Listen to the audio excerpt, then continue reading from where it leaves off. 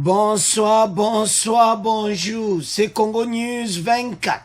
Chers téléspectateurs, comme toujours avant de commencer notre émission, nous disons merci à Dieu, nous disons merci à nos chers abonnés et téléspectateurs qui nous suivent partout, dans le monde entier et en RDC. Chers téléspectateurs, soyez les bienvenus à l'émission Nabiso, Auto Sola Masolo ya RDC. Bande konangai, émission à l'élo, eza somo. Pourquoi tozoloba eza somo? Fin ya consultation, alors FCC la Kabylie ba koti na prière. Boko yoka prière ya ba kabiliste. Eza somo émission oyo.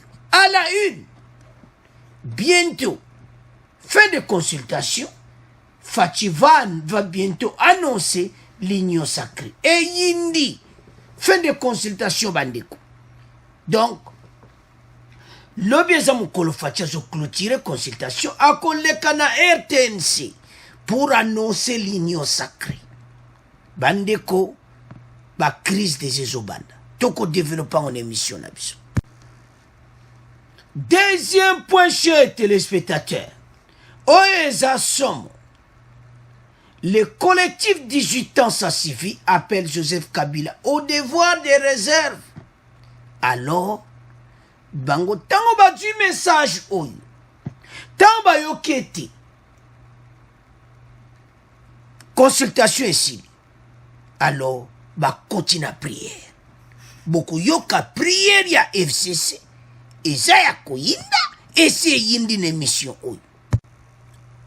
Alors, chers téléspectateurs, eza ya koyinda l'émission oyo. Tozobanda premier point, union sacrée. Masolo esili. Et comme il a fait consultation, alors, Fachi a quoi annoncer bientôt. Alors, le kola ko annoncé, ba conseil ezo ya ndenge na ndenge epa ya Fachi. Alors, conseil liboso ezaki bazo pesa Fachi, conseil était à unir Batinios. Wana conseil liboso.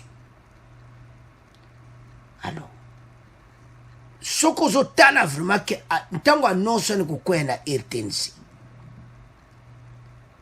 Donc, ba Congolais baza kozela. Attente za makasi, alors bande konangai, bande ko ebele, bazo pesa ba conseil na bango. Union sacrée bande konde bozo mwa to kabuli bango wana. Oyo bango union sacrée et côté mususu FCC. Donc, basi batikal tusi do kabwana na bango. Nde tozo loba toza do ligne rouge na katikati. Bango na ngambu, biso na ngambu. Eza ya koyinda, esi yindi. Alors, ndenge bazawana, bayebi déjà ke masolo esili. Bazo monelonga kosala te. Alors, bazo obligé koleka na ba recours ndenge na ndenge. Est-ce que ba recours wana ça va marcher? Bande konangai. Et ça somo. Alors,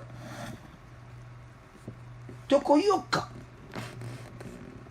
Belchika, Oyazali, président ya parti politique Congrès des démocrates, ya meko pesa ba idenaye, parce que bango ya lobi ki ba bengsi bango te, mais il estime que les consultations convoquées par le président doivent avoir un caractère inclusif. Selon lui, le socle de l'entente doit se faire autour des valeurs et principes républicains afin de répondre aux attentes de la population. Bandekonangai, François Belchika, au hasard présent, il y a parti politique Congrès des démocrates à Pesiba Idenai. Pour consultation, je suis la lobby. Peuple a ko s'attendre ma solo à Kitoko. Mais il y a une question. Bon, yo, ba bengisi yo, il y a le ba bengisi te, mais il y a ce pesa ba idena. Alors, bande konangai, consultation oyo eza changement makambo ebele na mboka na biso bozomona kaka boyi RDC eza ya kobouge bakongole baza kozela faci akoloba nini me toyebi na biso deja union sacré kovanda me bandeko menace balobaki soki baannonce place ne makambo kobanda bandeko deuxième point boyoka FCC parce que baye membala oyo baye na losambo eza ya koyinda esi wana eza deuxième point na boyoka prière wana te na boyoka prière wana te po omonaki bato bakomi na suka eza fin na bango me tozoya na po alors bandeko nanga place ozali tosangana totombola mboka na biso eke liboso parce que pour le moment banguna bayebi ke tonto récupérer mboka eloko nyonso kozwa yango ezaka pasi le pays était en otage par un groupe oyo balobaka bato batambusaki biso alors bacongolais bandeko na nga bino mpe bokota prière pasa baprière ekomi ya deux sortes union sacré bazoprier nzambe na biso oyo ya solo yango bandeko na ngai tosepela parce que komi ta oyo bacongolais barécupere mboka na bango batuni ndeko oyo vraiment alobi malamu en prévision de la création de l'union sacrée pour la nation annoncée par le président de la République, il lui demande de tirer des leçons de fautes commises par la coalition FCC Cash. Donc, à ça que ça fait na message naï que et comme étant bateau baza alisanga et puis ba leçons à la tirer na ndenge coalition FCC Cash et échoué quoi des peuples. Alors, sans plus tarder, Toyoka François Belchika ou à présent au Congrès des démocrates, Yazo Pesa Malobanaye avant annonce pour annonce ça imminente. Donc annonce ça salamakalati. Déjà presse présidentielle, ba lobby que consultation aussi la lobby. Donc ici li ba clôturer consultation. Alors annonce au centre demain soir ou bien mercredi ou bien jeudi. Et ça ya koyinda et si yindi. Alors tolanda extrait oyo bon to continuer mission la biso. François-Xavier Belchika, bonjour. Bonjour, monsieur le journaliste. Le président de la République, Félix-Antoine Tshisekedi, a initié des consultations. Avez-vous été invité à ces pourparlers? Non, nous ne sommes pas encore invités et nous ne sommes pas invités. Ces consultations, selon lui, devraient aboutir à la création de l'Union sacrée pour la nation. En amont, quelle lecture pouvez-vous faire de cette Union sacrée? Dans une république démocratique, chaque fois qu'il y a un genre de grippe qui semble attaquer le fonctionnement normal des institutions, il est normal qu'on puisse actionner les soupapes de sécurité qui pourraient permettre non seulement de guérir la grippe, mais de repartir sur de nouvelles bases. Dans ce sens, nous pensons que l'initiative prise par le chef de l'État dans le cadre de consultation est une bonne initiative. Mais nous disons que pour que les résultats escomptés puissent être au rendez-vous, il faudra effectivement que cette consultation soit réellement inclusive, d'une part. D'autre part, que le but poursuivi, in fine, d'aboutir à la création de l'Union sacrée pour la nation, puisse tirer les leçons des fautes commises par omission, relevées et constatées lors de la formation de la coalition, ne puissent pas être répétées. Parce que si cela se répétait, les mêmes causes produiront les mêmes effets. Pour éviter justement ces fautes commises par omission, quelles seraient les précautions à prendre? La réponse est qu'il faudra nécessairement que l'esprit qui est à la base de l'appel aux consultations et les résultats auxquels on pourrait arriver puissent avoir comme socle que faire pour que les principes de fonctionnement démocratique et républicain de l'État, les attentes de la population puissent constituer les garde-fous devant amener le chef de l'État à capter et à faire fonctionner les résultats qui sortiraient de ces consultations et la mise en place de cette coalition sacrée de la nation, il dit bien coalition sacrée de la nation, c'est-à-dire elle est inclusive, c'est toute la nation qui est concernée, mais concernée autour de quoi?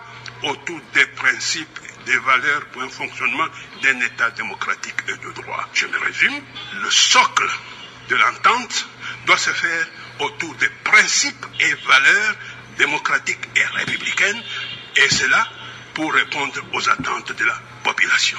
Félix Antoine Tshisekedi fait de l'état de droit son cheval de bataille. Quelle serait, selon vous, la priorité pour l'avènement de cet état de droit? Nous félicitons l'annonce faite par le chef de l'État de mettre en avant le principe de la défense de l'état de droit. Mais nous y ajoutons un élément additif, l'état de droit démocratique et républicain. Puisque, comme vous le savez, l'histoire nous montre et nous enseigne, un État fasciste a existé en Italie avec Mussolini, en Allemagne avec Hitler. Donc, pour être clair et traduire nos aspirations, qui sont certainement les aspirations du chef de l'État, c'est l'état des droits dans un État démocratique et républicain. Donc, nous disons que l'état des droits est celui où règne le primat du droit. Nul n'est au-dessus de la loi. Tous obéissent à la loi. 2. L'état des droits n'est pas la propriété d'une personne ou d'un groupe. Les personnes et les groupes passent, l'état des droits demeure et encadre et les institutions et les animateurs de ces institutions au sein de la République. C'est pourquoi nous disons l'état des droits est un élément essentiel, que c'est celui-là qui préserve la paix, la stabilité et le développement. François-Xavier Belchika, merci. C'est moi qui vous remercie, monsieur. Alors, chers téléspectateurs, nous avons suivi. Balobi, Union sacrée et englobé Bissonioso. Et puis, ils ont dengue fatia Zoussal. Alors, présent à parti Oyo.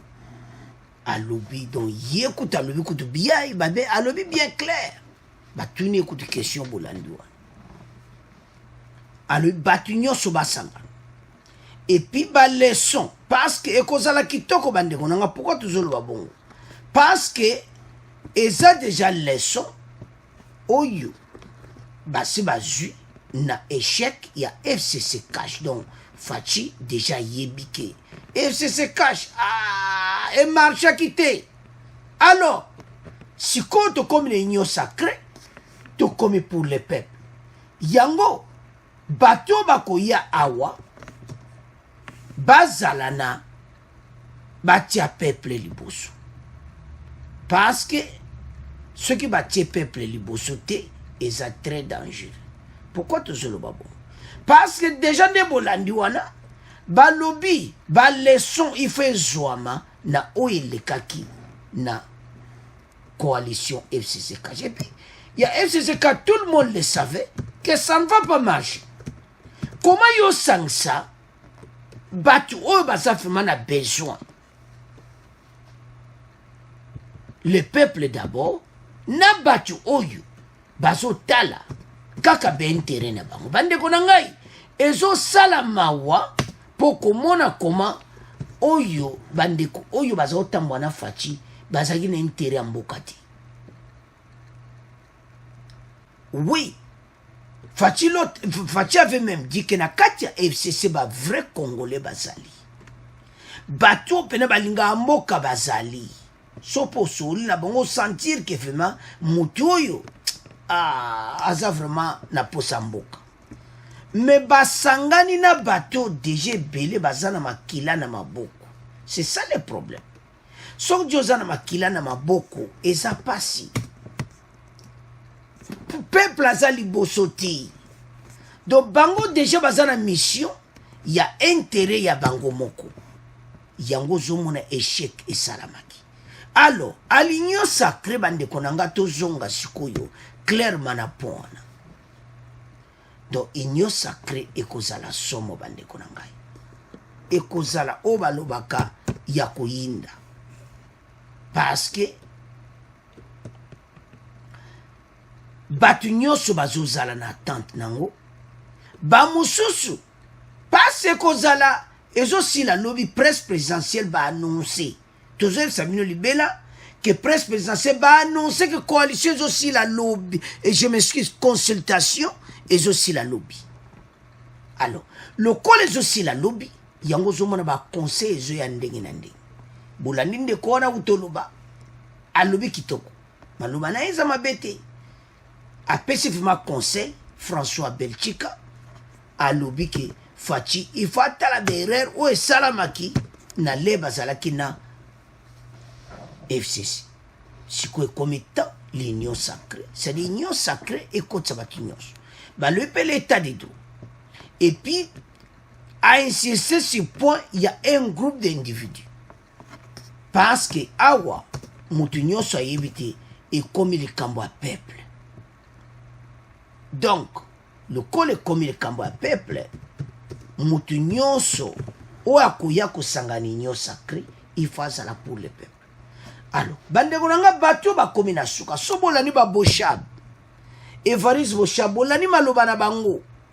Ezo la sa clairement que FCC ba komi na suka. Soba boshab ba komo loba makambo. C'est fini. Bande kwe bele ba kiti ba bitakura makamba lobi mawatro pona bata FCC.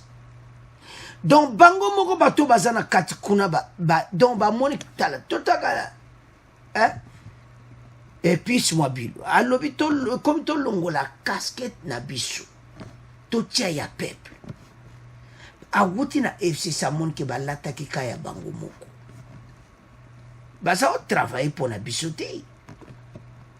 Alors ndeko congolais place ozali et komita to telema to simba mboka na biso nyonso sima ya fachi po mboka ekende liboso et komitan biso to simba mboka na biso maboko mibali nde bozomona bar wana rouge ekabwani na kati c'est-à-dire bato baza na gauche baza ba te union sacrée. Pourquoi toujours le bongo? Parce que bango vision na bango balingi union wana sacrité. Bango balingi kaka etambola kaka na marque na bango po boye bayango boko landa makambo o prière o bango basali. Et puis eza mawa na be église musuko yemba mi banzembo moko impossible. Mais toujours na point. Alors, chers téléspectateurs, si vous avez temps, vous avez ça résultat. Si vous avez un résultat, vous avez piqué une crise. Donc, vous avez un na ebita. So ba kota la RTNC. Pas c'est Fachi lui-même qui va parler. Aloba ki akozonga. Ndenga exception na RTNC, akozonga na RTNC. Alors, le col akozonga na RTNC, donc union sacrée pour ndango to tiango na ba prière. Soto zo bo to tiango na ba prière, boko comprendre pona nini. Tato kota na deuxième point, boko lo ba yangora ko nyi zo lo ba to prier ko. Situation eza mobulu na côté à bas FCC. Ils ont tout préparé spirituellement. Spirituel on va comprendre ici. Est-ce que nzambe wana asa biso metozo ya na po. Alors bande kona ngai to jimbo kanabiso. Donc on peut dire en avance que l'union sacrée na ndeto ebi fachi na ndenge bato tu ba pesa ki ba déclaration na ndenge secret belé ou dans la consultation c'est dévoilé et surtout Zakara lobaki polele que est committant to récupérer mboka na biso et ça makambo kene gauche droite donc fin ya batu oyo alors au moment où préparé et cause à la nul et sans effet donc qu'est-ce qu'on a deuxième point. Alors, chers téléspectateurs, deuxième point. Ah, mon Dieu. Nzambo to sambelaka. Et ça l'a passé, bande konawan. Mais beaucoup yoka toya na prière. Mais to banda, les collectifs 18 ans, ça suffit. Appelle Joseph Kabila au devoir des réserves. Alors, message autant que bango basale collectif pour na batindi lettre et pas ya Kabila. Bango Kabila recevoir lettre na bango. Bah il sait que 18 ans ça suffit. Appelle Joseph Kabila au devoir des réserves dû à son statut. Dans un mémo qu'il lui a adressé et lu samedi 21 novembre devant la presse, cette structure interpelle aussi les partisans du sénateur à vie pour comprendre qu'en RDC, il n'y a que deux, il n'y a pas deux chefs d'État. Bandeko ba komeli Kabila.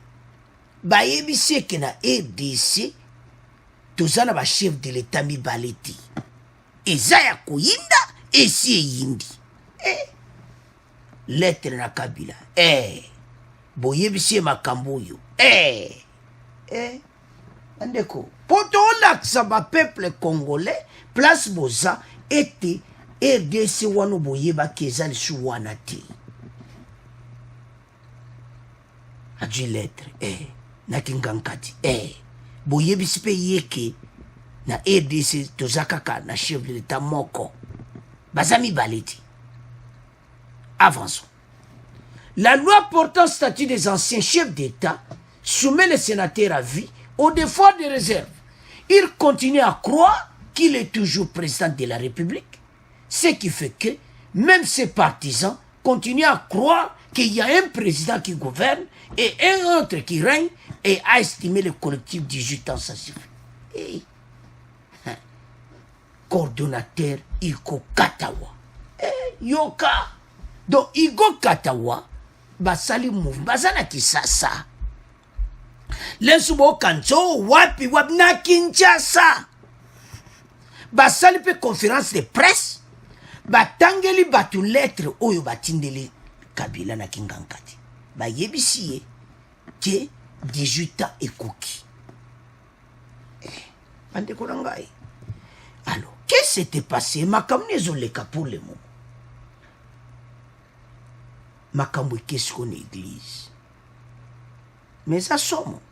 Pasteur église a changé nzembo nzambi. Nzembo toyemba kan église ba changer ango. O toyemba ke nzamba kozonga.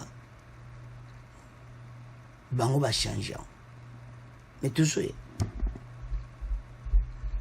D'après le coordonnateur de cette organisation, Igo Katawa, leur démarche n'est pas seulement un rappel à l'ordre, mais aussi vise à mettre un terme au torpillage des actions que mènent les chefs de l'État. Balobi, que démarche au bango basali, et zali que va mettre à terme torpillage des actions qui ou ezako gêner makambo Fachi azakosala. Makambo FCC bazakosala contre Fachi et kusala malisusu te. Union sacrée tango kovanda. Donc Kabila pe balobi 18 ans na batu na ye, ça suffit. Donc bango tout, ça suffit. Donc yende ngazawana 18 ans balobi ekoki. Makambo eza en émission, ça chauffe dans cette émission. Alors, ces partisans continuent à lui obéir et torpillent les actions du président Tshisekedi. il n'y a personne qui ne soit au-dessus de la loi, indique-t-il. Aïe moutita azali kolo ya loi na RDC. Batongo banane. Les partisans bangoana. Ilunga, Tambwe Mwamba et Janine Mapunda.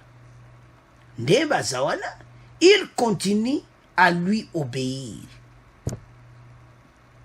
Bango bazan bazo obéir chef de l'État.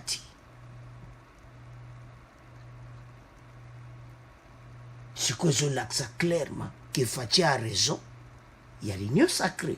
Parce que pays kotambo la beauté, Premier ministre, président de l'Assemblée nationale, na yemoko, président, Sénat de l'institution minene na RDC, bazako tosa président de la République, mais bazo tosa nani, Biswa tutolobite, le collectif 18 ans, ça suffit. Donc, comment il y a organisation, le collectif 18 ans, ça suffit.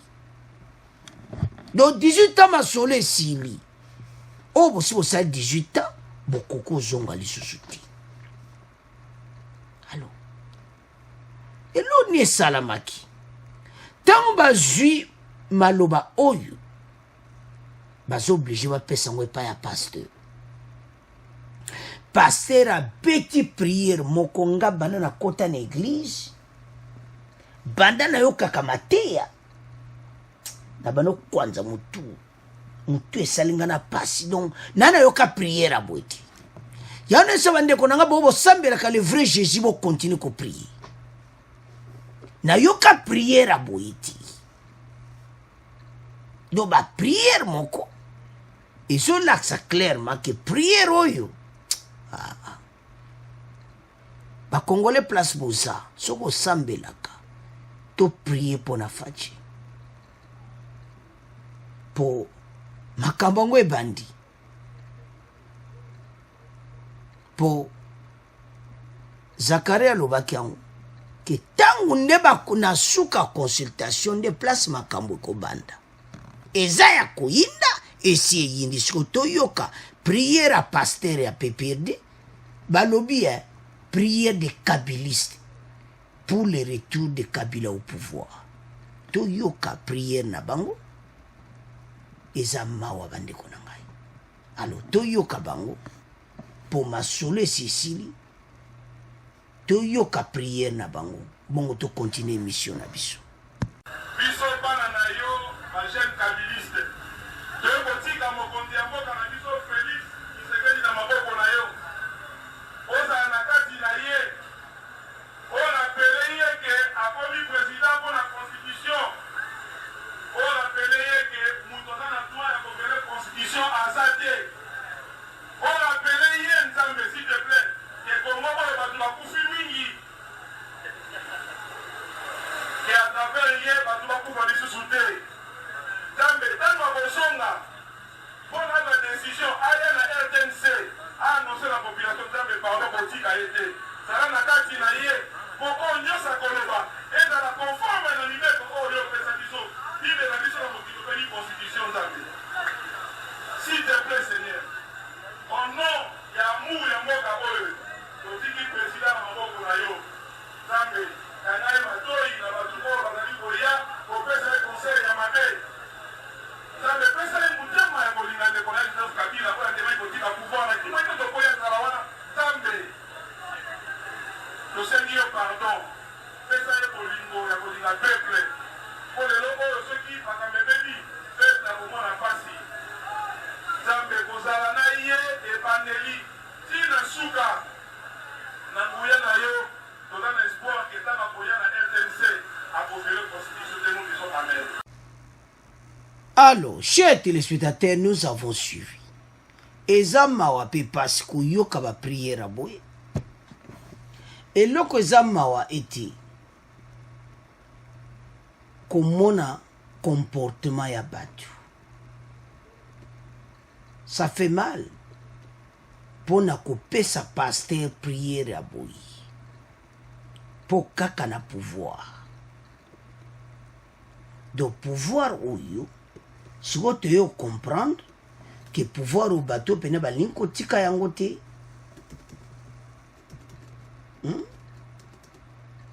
Donc eza mon boulot do basali prière mo spécial pour na Kabila. Et puis bande kona ngai ndembo nani maloba wana après wana ce qui est grave badwi nzembo ya Nzambe mais wana pena na kokotia jamais na chaîne na biso parce que Nzambe onga moko nazopesa mesa le Dieu que j'ai pris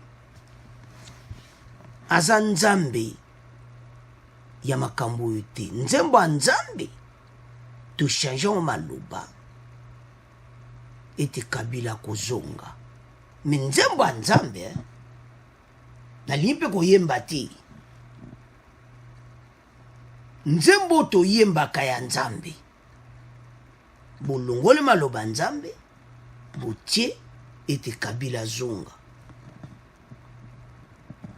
eza mawa bokende kotala boyoka bokende ba réseaux sociaux boyoka ebele kutu basi bapiblie nzembo yango les mêmes églises bazoloba peke bakabiliste bolandi wana prière na bango bakabiliste tozosenga président de la république ayoka oyo bato bazoloba te banani yango bazoloba te banani bazoloba ne makambo kuna bake mpo na peuple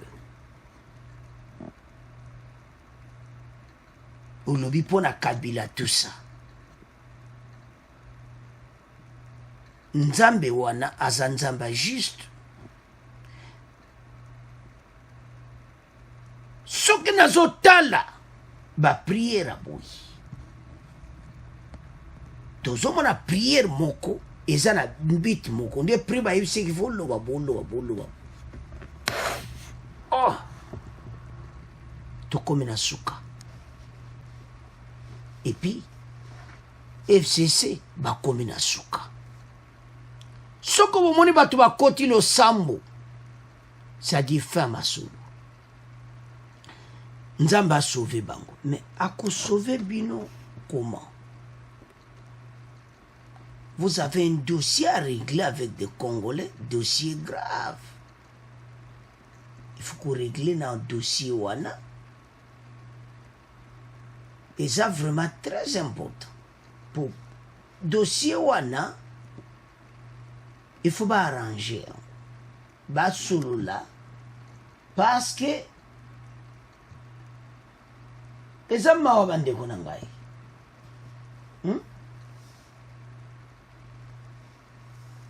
yango bozomona bato ebele oyo basi bacomprendre bakite na bango soko mo bandeko basali mouvement oyo en tout cas félicitations na Igo Katawa oyo aza coordonnateur ya collectif 18 ans ça suffit bakombe na lettre pa ya Kabila koyebiseki esili alors baza obligé bapase baya kobeta grand prière po bango basila te. Alors, grand prière ango. Ah, Nzambe nangai. Landi prière motu échauffé nganabi. Kakaboui. Malobango yango tozo prier. Basuki kaka wana te ba nzemba Nzambe ba ne ko yemba ona kata église ba changer maloba ba tikapi.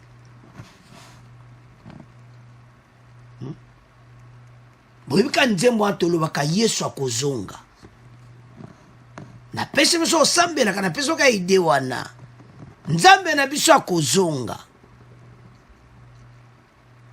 me Nzambe wana siko balongoli komba Nzambe batie siko Kabila biso kotia mwati Nzambe basakana kana ete abeta kafimbo.